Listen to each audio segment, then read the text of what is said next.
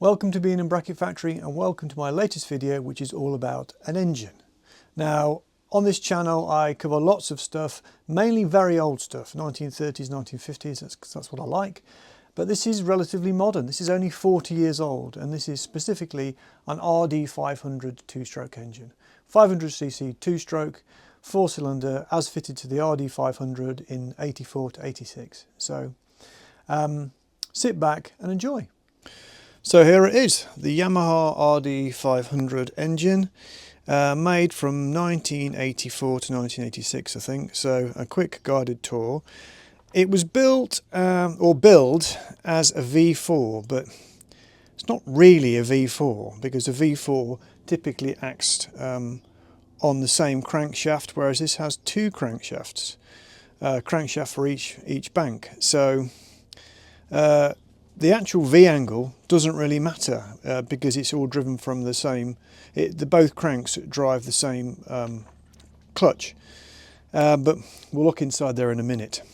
So effectively it's two engines, two twin-cylinder engines driving a common gearbox. And not only is it two engines, it's actually two rather different engines. You can see here, this is the inlet tract from the rear bank, different from the front bank.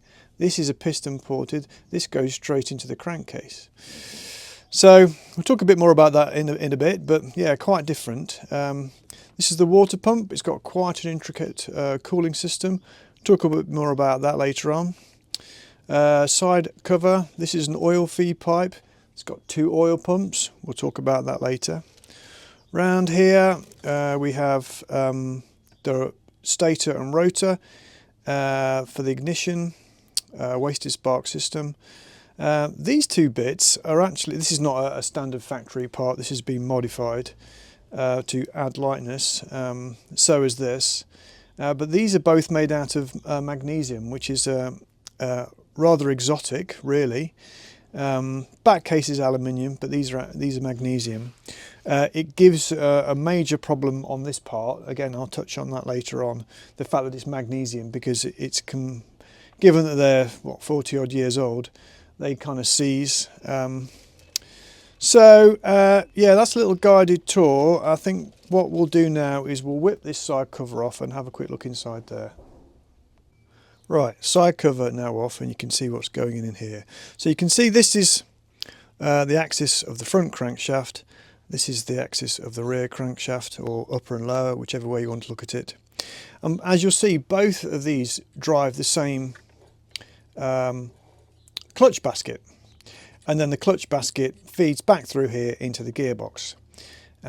So that the way the whole thing is split, unlike something like a 250 or 350 LC, where you've got a horizontal split crankcase, this splits along this axis to get the cranks out, and round the other side the gearbox is side loading and comes out the side of there. But just back round here for the time being. So both cranks drive the clutch basket drives the gearbox. You'll notice on here that we've got these extra small gears sandwiched between this friction nut and the primary gears. Now these are a rather cunning anti-backlash device.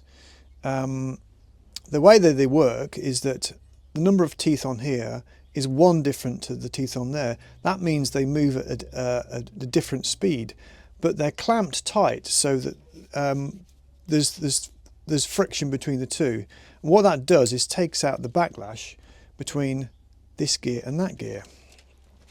Quite clever, but there's a slight plot twist, and the plot twist is that is a functioning anti-backlash. That one isn't. It's got exactly the same number of teeth. It's shrouded in mystery why Yamaha did that, but they did it. I don't know. I've not found anybody who's given me a satisfactory answer, but one works, one doesn't, and that's how it left the factory. This little gear on here is what drives the water pump, which sits just there.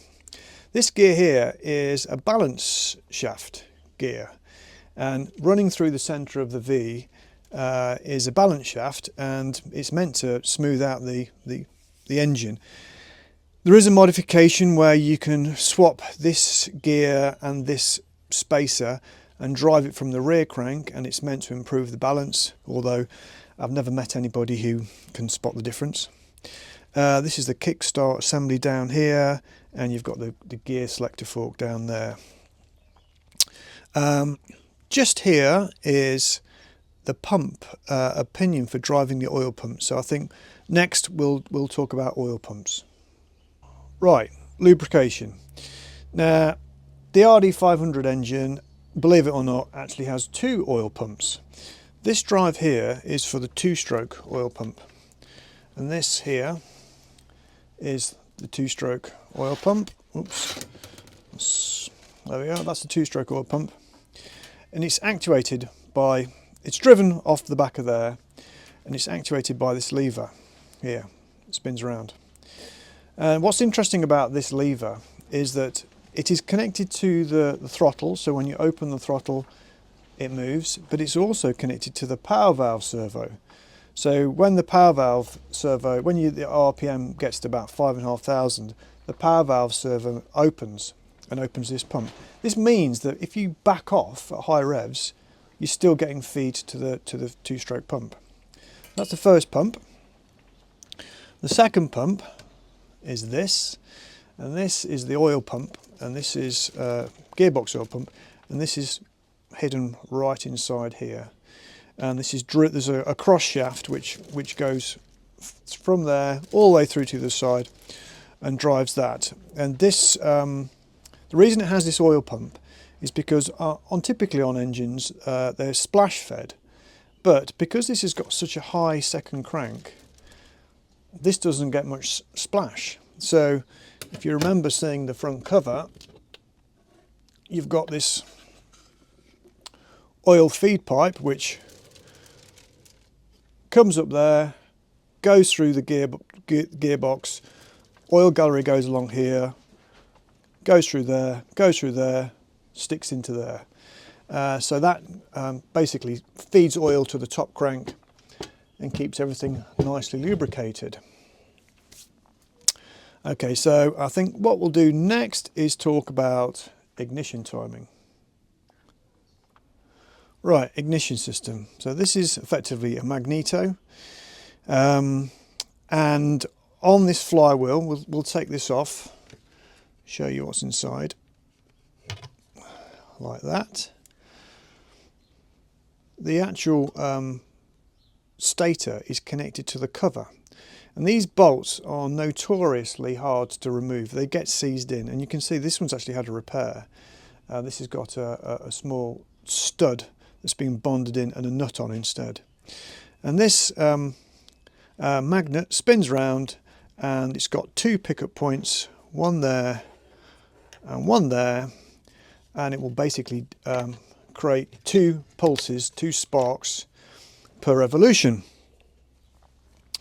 Now it needs two because these two cylinders are 180 degrees out of phase.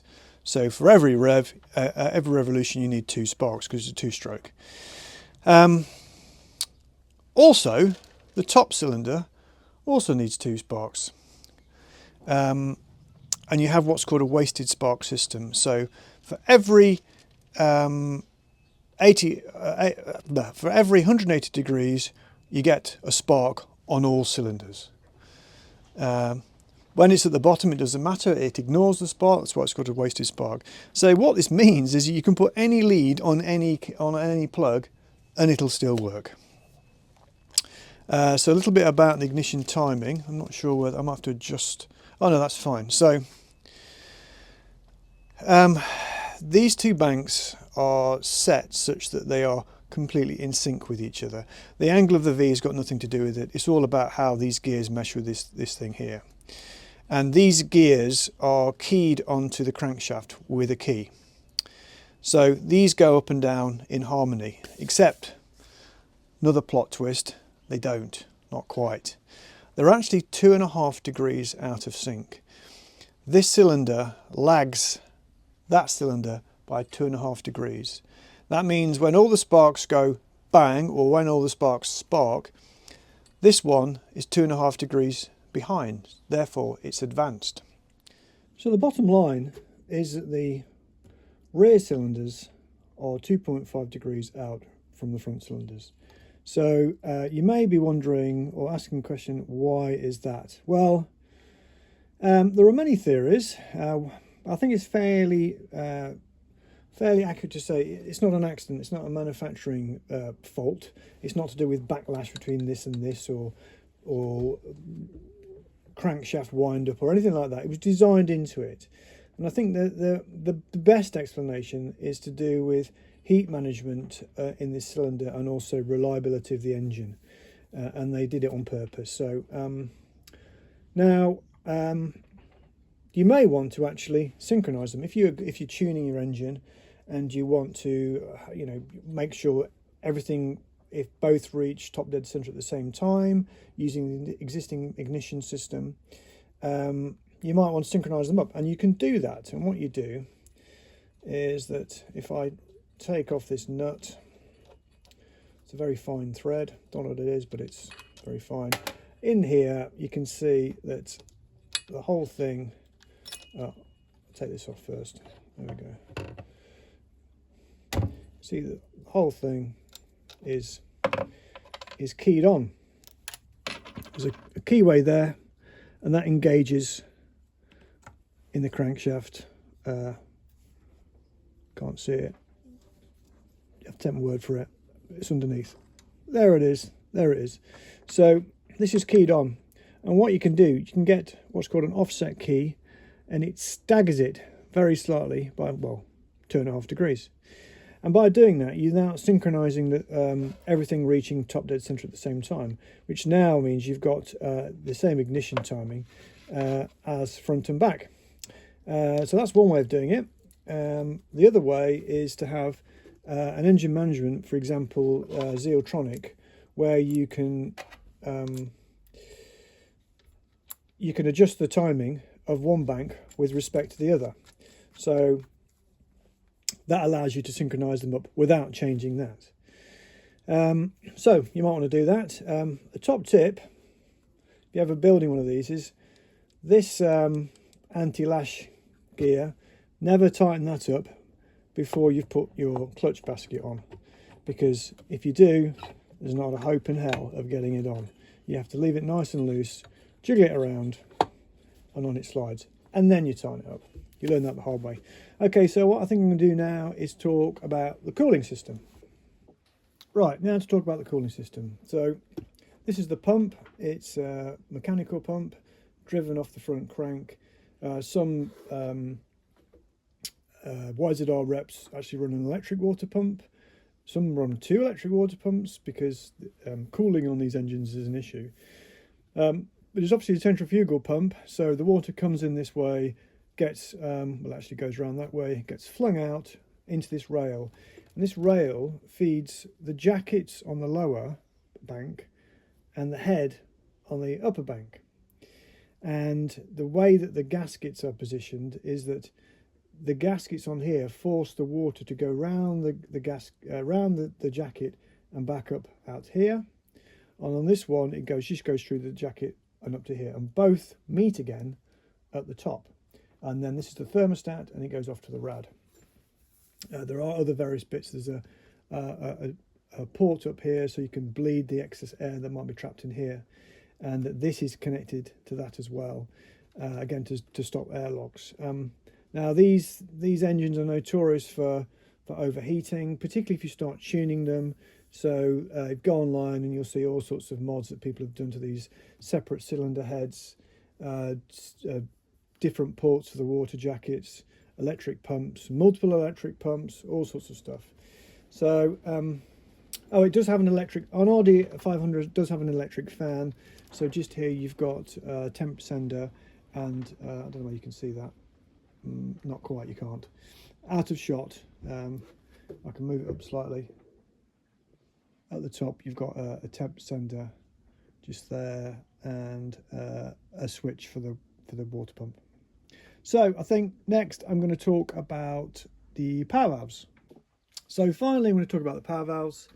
the power valve, the YPVS stands for Yamaha Power Valve System, and it's a mechanical device which is used to raise and lower the size of the exhaust port. Now, this is where the power valve goes. Obviously, this is the port coming out here, and the power valve goes in here, and this is what the power valve looks like. So it basically rotates.